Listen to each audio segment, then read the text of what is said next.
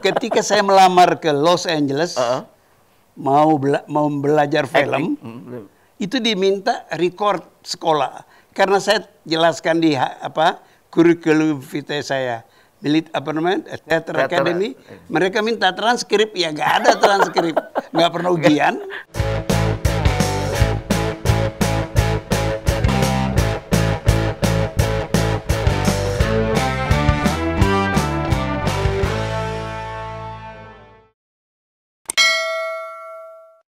Jadi ada kejadian menarik. Seorang pembesar mau bikin acara dan meminta siapa? Sutarji Kalsumbari, penyair besar Indonesia. Itu baca saja. Tapi cara dia memperlakukan Sutarji seperti yang saya bilang tadi, mau ada acara perpisahan apa kawinan, undang seniman menghibur. Bukan begitu mestinya. Ada seni hiburan. Tapi Anda harus membedakan seni hiburan itu dengan seni sebagai ekspresi kesenian. Iya. Gitu itu. Nah, itu pun tidak mereka mengerti. How do you expect them to compose strategi kebudayaan? Ya. Para sobat Bang Miing, tadi Prof. Salim Said sudah mengupas banyak kebudayaan. Ini belum selesai. Masih panjang dan masih segudang. Saya kalau ketemu Prof. Salim Said, kalau misalnya kita menggali sumur makin dalam, makin basah, makin airnya masih makin banyak terus. Nah, ini tadi bahwa persepsi dan paradigma para elit kita terhadap kebudayaan itu sangat rendah sekali. Terbukti outputnya di mana?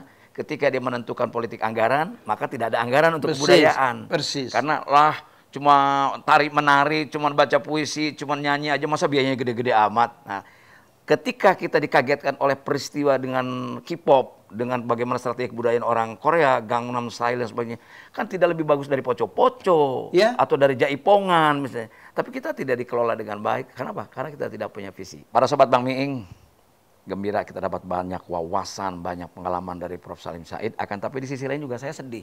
Sebagai generasi yang tidak muda-muda amat, sudah lewat mudanya, tapi juga sedih. Kenapa? Karena saya juga punya anak, bakal mewarisi negeri ini, kemudian juga punya cucu. Ternyata warisan-warisan paradigma ini yang harus dirubah tentang bagaimana kebudayaan. Saya bahkan pernah bertengkar dengan seorang menteri di mana mitra kerja saya. Saya ingin pendidik itu basisnya kebudayaan, bukan sains gitu. Because science is part of culture gitu, Prof ya. Nah, ini ternyata tidak berhasil karena pemerintah tetap bahwa kebudayaan adalah kesenian. Kesenian itu semacam ini. Pandangan elit kita terhadap kesenian dan kebudayaan itu ibarat kerupuk dalam menkos. Gitu. Jadi kalau main course-nya ada ikan, ada nasi, tanpa kerupuk bisa makan kan, Prof? Nah, itulah paradigma. Nah, sekarang yang saya mau tanya adalah politik. Bahkan zaman PKI pun waktu itu ada lekra ya, kalau tidak salah. Mereka mendirikan sebuah kelompok kesenian untuk mau gitu. Nah, gimana nih saat ini sebaiknya hubungan politik dengan kebudayaan atau dengan kesenian secara spesifik misalnya gitu, Prof? Di zaman itu, semua partai dimulai tentu saja oleh PKI bikin lekra, partai-partai lain semua punya organisasi kesenian. NU punya Les Bumi, tokohnya Usmar Ismail, Misbah Yusabiran, Jamaluddin Malik. Itu Les Bumi namanya. Les Bumi. Partai-partai lain, kelompok-kelompok lain punya. Tapi sebenarnya pada dasarnya sama juga mereka itu dengan lekra. Menggunakan politik untuk kesenian untuk kepentingan politik. Ketika Gestapo sudah lewat, hilang, lekra sudah tidak ada, tangkepin orang-orangnya, kemudian taruh di Pulau Buru, ya sudah, semangat berkesenian nggak ada lagi. Karena tadinya semangat berkesenian adalah untuk melawan PKI, melawan lekra. Ketika lekra PKI sudah dibungkam, ya mereka pun diam aja, nggak ada lagi sampai sekarang. Nggak pernah dibubarkan, tapi diam aja. Tapi sekarang Prof juga kesenian itu dalam hal ini artis itu kan dimanfaatin juga oleh partai politik. Kalau kampanye nggak ada, kalau nggak bakal seru kalau nggak ada artis, nggak ada hiburan seni. Iya itu lagi, itu membuktikan apa yang saya katakan benar. Kesenian itu diperalat untuk tujuan-tujuan non literer, non culture gitu dipakai. Pada vote getter. Bagaimana menjaring orang. Itu kan menjadi alat. Ya, betul. Bukan menjadi sesuatu yang independen sebagai media ekspresi kultural suatu bangsa. Ya. Nah, Prof, sekarang kalau kita mau merubah kultural atau dalam konteks peradaban, kalau kita kesadaran orang Praha atau di Amsterdam atau di Inggris mungkin orang punya jadwal tertentu harus nonton teater anaknya sama ayah ibunya gitu. Ada makan malam atau harus ke perpustakaan tanpa perintah gurunya. Ini bagaimana ngerubah itu ke sana? Profesor, ya, salah satu hal yang menarik menurut saya yang sebaiknya dilakukan, menggiatkan dulu, membuka kesempatan untuk kegiatan kultural. Dulu konsep saya sebagai ketua Dewan Kesenian, saya hampir 10 tahun menjadi ketua, bersama teman-teman kita niatkan hal seperti itu. Jadi misalnya Jakarta, pertunjukan teater, klub teater itu kan 1 kali, 2 kali, 3 kali di tim. Itu kan pemborosan, biaya pertunjukannya, persiapannya kan hebat. Banyak. Jadi saya usulkan supaya gedung-gedung remaja, gelanggang remaja. Gelanggang remaja di Jakarta itu, zamannya Ali Sadikin tuh. Ya, yang dibangun Ali Sadikin itu dimanfaatkan untuk menjadi satelitnya Taman Ismail Marzuki. Jadi teater kecil pertunjukan di Taman Ismail. Ada teater Bulungan, teater sudah Jakarta itu Utara. Dia bisa pindah ke Bulungan untuk Kebayoran. Teater lalu ada di mana? Di Priok, lalu pindah Utara, ke Jakarta Barat dan keliling. Jadi menjadi murah dan memberi kesempatan kepada anak-anak muda di daerah itu untuk nonton. Betul. Sebab untuk datang ke tim kan biayanya mahal. Betul. Dulu kan ada festival teater Jakarta Utara. Nanti dari situ dipertandingkan di tingkat DKI. Ya. Nah, saya nggak tahu sekarang apa masih ada. Itu dulu ada. Sudah tidak ada. Dan kembali lagi tadi kebijakan pemerintah itu. Jadi bagaimana sesungguhnya regulasi itu menjadi stimulus ya. Ternyata tidak berhasil. Kenapa tidak berhasil? Karena nggak dilakukan. Mengapa nggak dilakukan? Itu tidak ada dalam konsep mereka. Tidak ada visi ya. Tidak ada visi apa arti kebudayaan, kegiatan kreatif untuk pembangunan peradaban bangsa. Itu nggak ada. Prof, percaya nggak kalau seandainya, ini pendapat saya aja nih, diskusi sama Profesor, seandainya ini tidak dirubah dalam bentuk kurikulum dari awal, kita akan melahirkan pemimpin yang sama dengan sekarang, Prof, tentang kebudayaan. Saya kira ya. Ya. I'm afraid that will happen. Oke. Prof, sekarang kita agak bergeser nih ke kesenian tadi ya. Kan Profesor juga suka menjadi pengamat bola, itu kan waduh bukan main. Sekarang tidak lagi. Enggak, waktu itu paling tidak, dan itu akurasinya bukan main. Jadi dikenal juga sebagai pengamat bola yang opininya selalu menarik karena mengaitkan antara pertandingan sepak bola lagi-lagi dengan kondisi peradaban dari negara yang bertanding itu. Iya. Gitu loh. Satu hal yang menarik ya, mungkin tidak Anda pikirkan untuk ditanyakan. Ya. Waktu saya kecil, itu lebih kecil lagi kan, lebih muda dari saya. Ya. Itu di klub sepak bola itu, pemain bola itu banyak orang Indonesia keturunan Tionghoa.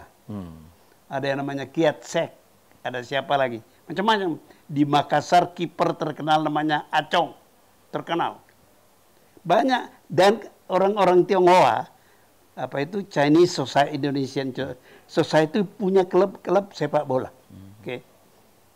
Sekarang ini yang Anda lihat, orang-orang keturunan Tionghoa, orang Indonesia keturunan Tionghoa, itu hanya di badminton. Ya, bulu tangkis. Tidak ada lagi yang sepak bola kan? Ya. Apa ini? Fenomena apa ini? Ini fenomena integrasi bangsa. Orang cuma melihat, oh karena kalau main badminton lebih mahal, harus ini disponsori oleh Jarum dan sebagainya. The point adalah bukan itu. Orang-orang Tionghoa tidak lagi ikut sepak bola karena gak aman.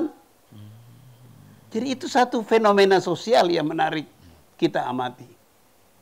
Itu salah satu hal yang mungkin tidak Anda tanyakan, tapi silakan yang lain. Jadi konteksnya olahraga juga pasti memiliki hubungan dengan kultural tadi ya, dengan ini. Iya. Nyatanya pemain Brazil bisa main di Eropa dalam pengertian, atau dari Argentina, seperti Messi bukan orang bukan orang Spanyol, tapi dia main di Spanyol misalnya.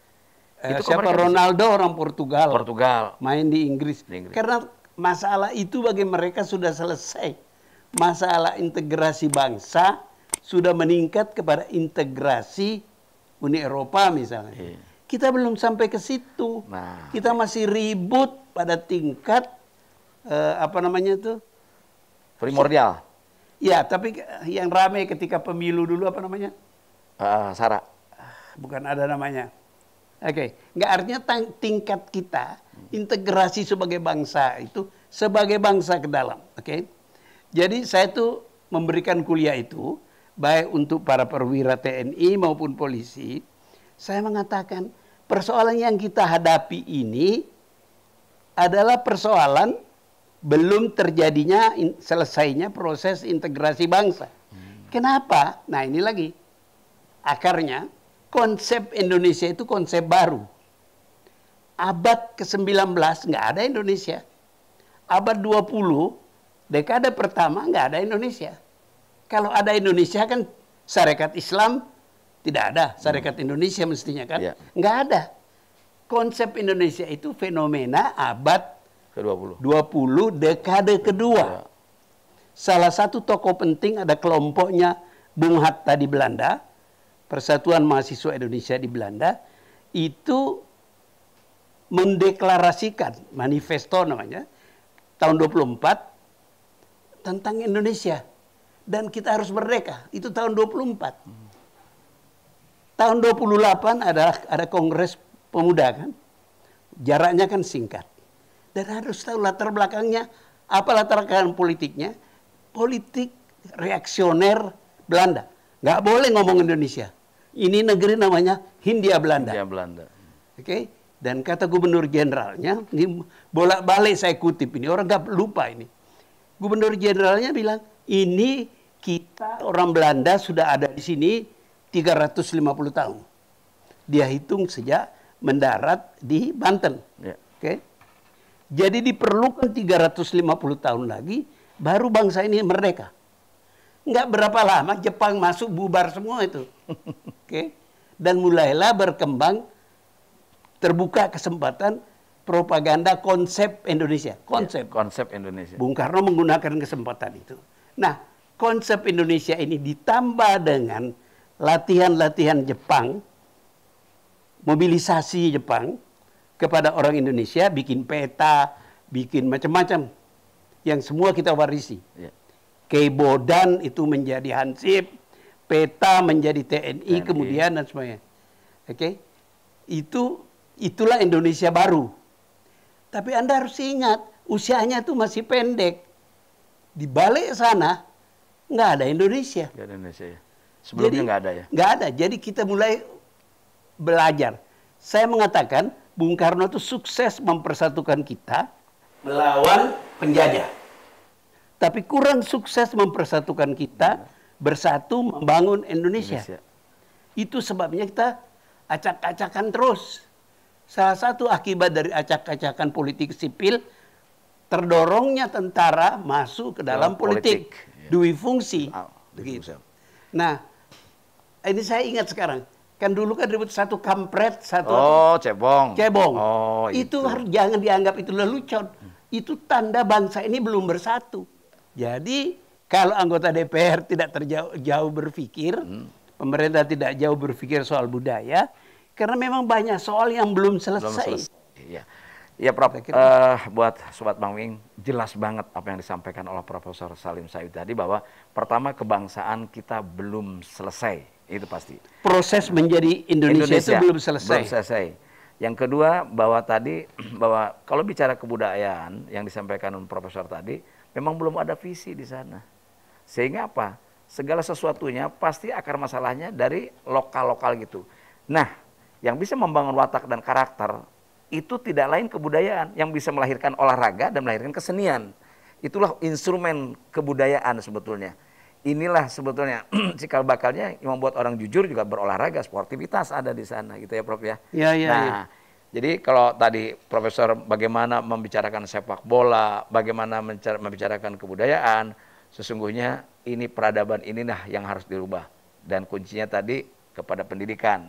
Bagi orang dewasa kuncinya penegakan hukum dan sebagainya. Para Sobat Bang Miing, kita sudah bicara kebudayaan, bicara kesenian pula. Lalu bicara art urban, misalnya dari Korea dan sebagainya, kebudayaan orang lain, bicara sepak bola. Saya mau tanya nih, Prof, Kenapa sih sepak bola kita nggak maju-maju? Kalau mau jawaban cespleng, Heeh. saya tanya Anda, apa sih yang maju di Indonesia? Kan tidak banyak yang bisa kita banggakan. Iya, iya. Ada kemajuan, tentu, tapi mestinya lebih maju dari ini. Selalu saya teringat, saya pernah tinggal di Eropa berapa kali. Tinggal di Belanda, di Ceko, itu bolak-balik. Yang menarik adalah, di negeri itu orang bicara sepak bola. Kalau kita di Belanda, hati-hati. You milih Feyenoord atau Ajax, kata orang Belanda, you bisa dilempar keluar jendela. Fanatiknya orang Belanda kepada sepak bola. Bisa jadi agama kedua lah ya. Oh. Jadi, itu yang menyebabkan orang tidak bicara politik. Kita di Indonesia ini kan cakar-cakaran politik terus, karena kita tidak punya topik bersama. Karena itu dari dulu saya bilang, majukan itu sepak bola. Karena itu paling populer kan. Majukan sepak bola. Tapi jangan diisi orang politik pengurusnya. Nah, ya itu, ya tidak sepak bola lagi kalau orang politik. Makanya. Maksud saya supaya itu jadi topik. Orang ketemu di warung kopi. Gimana?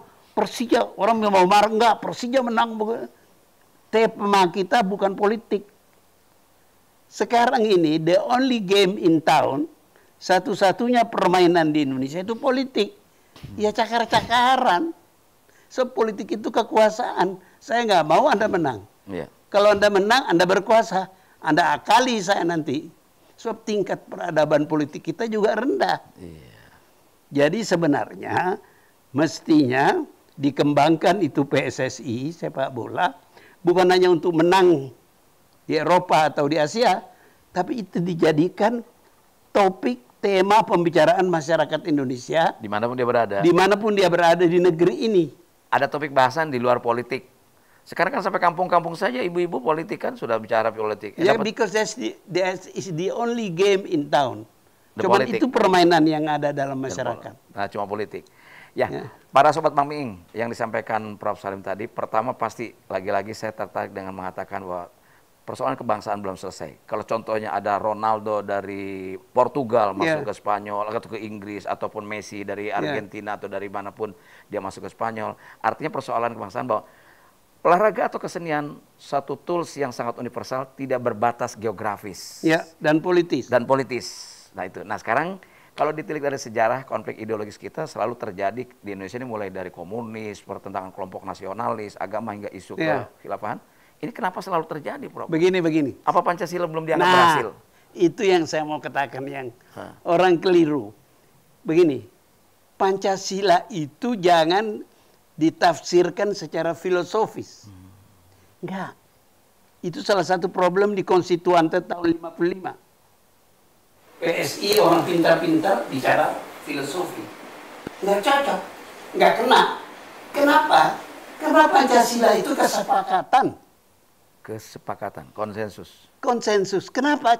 Lihat Pancasila itu tidak lahir tahun 80, dia lahir tahun 45. Apa yang terjadi waktu itu? Kita mau merdeka. Pertanyaan immediate, cepat, lah kalau kita merdeka apa dasarnya?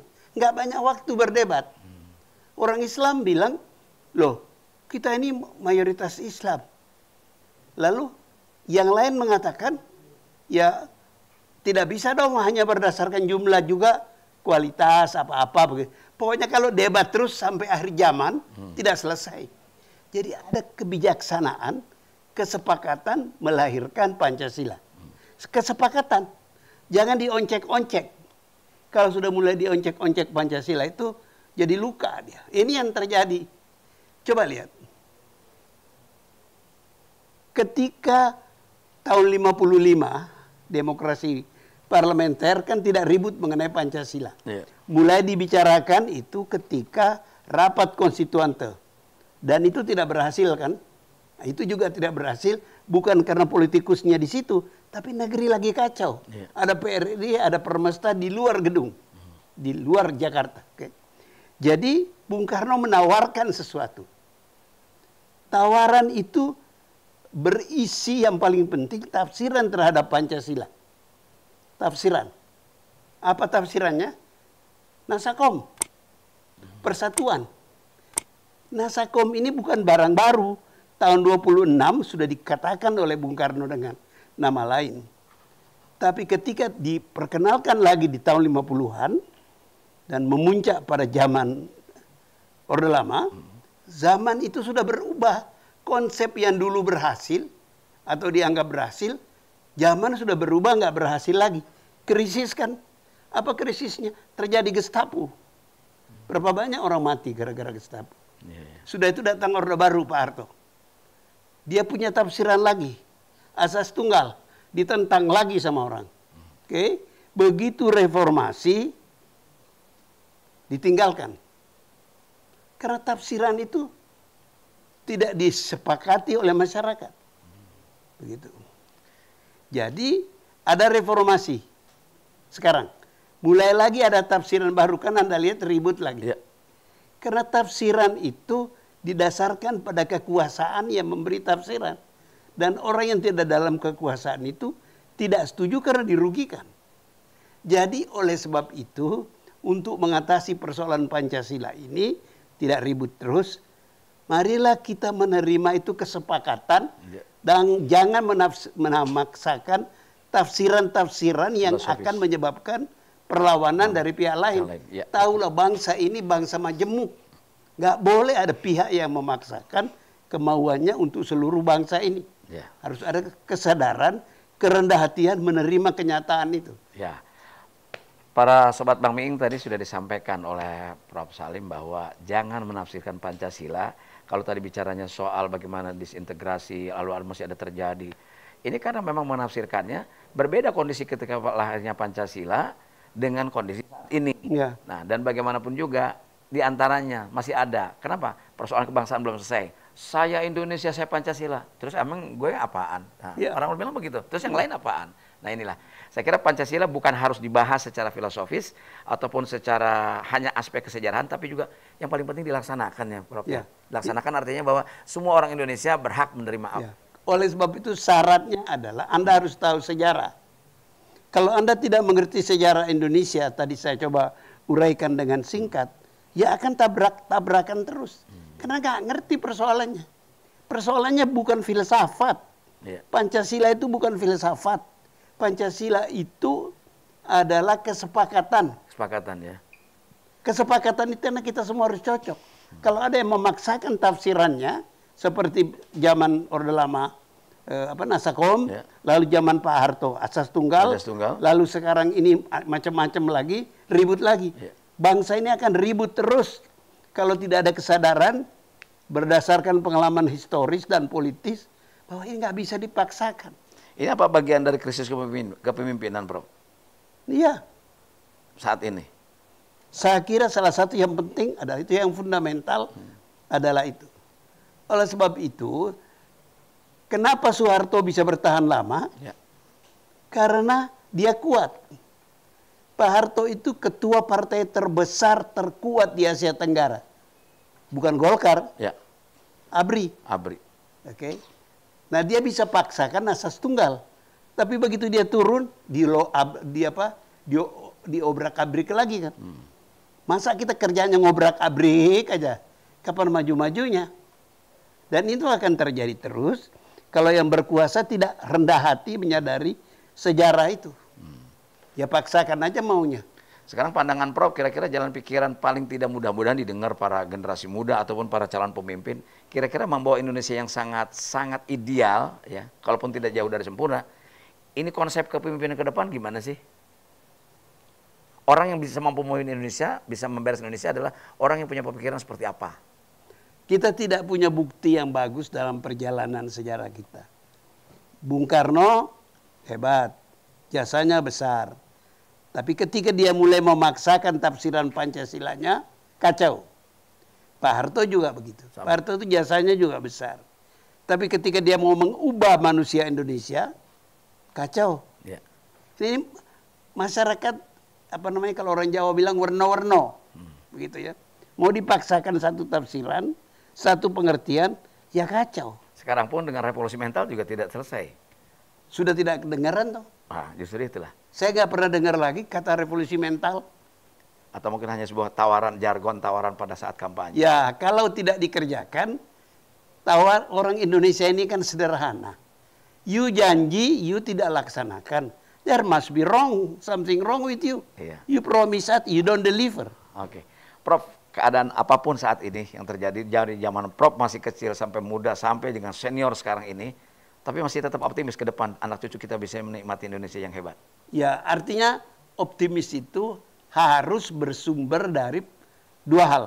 Pengertian, you tahu you siapa, bangsa apa, dan apa yang harus you lakukan bertolak dari kenyataan itu. Jangan bertolak dari impian. Kalau dilihat dari penguasaan aset-aset kita, sumber daya alam sudah banyak dikuasai bangsa-bangsa lain, itu Profesor masih bisa mengatakan optimis? Ya itu kan bisa diubah. Oke. Itu kan by product dari kebijakan-kebijakan yang diuntungkan, dapat kesempatan mencari keuntungan, dan keuntungan itu diterjemahkan menjadi kebijakan. Maka politik itu menjadi penting untuk mengambil kekuasaan itu agar kekuasaan itu bisa merubahnya. Betul. Terima kasih Prof. Wah, seru banget nih. Tapi mungkin buat para sobat Bang Miing, kali ini saya tidak bertanya bagaimana dalamnya pengetahuan atau keilmuan tentang militer, tentang politik, tentang lain-lain. Saya kira para sobat Bang Miing sudah begitu banyak mendapatkan hal tersebut dari Prof Salim di channel-channel yang lainnya. Kali ini justru yang tidak pernah kita dengarkan bagaimana visi dan pandangan tentang kebudayaannya. Sebab apa? Kebudayaan itu jangan dianggap remeh dibanding hanya kekuatan militer atau ekonomi. Justru kebudayaan itulah basic dari peradaban bangsa kita. Tidak ada kata peradaban apabila tidak ada kebudayaan, tidak ada penguasaan teknologi, ya kan? Dan tidak ada pengetahuan. Nah, untuk itu saya kira lengkaplah Profesor Salim Said menjadi tamu kita hari ini. Semoga kehadiran Bang Miing dan Bang Miing punya cerita ini mudah-mudahan bisa memberikan wawasan baru agar besok kita bisa ngurus Indonesia lebih baik. Terima kasih, Prof. Terima kasih kembali. Terima kasih. Assalamualaikum warahmatullahi wabarakatuh. Waalaikumsalam.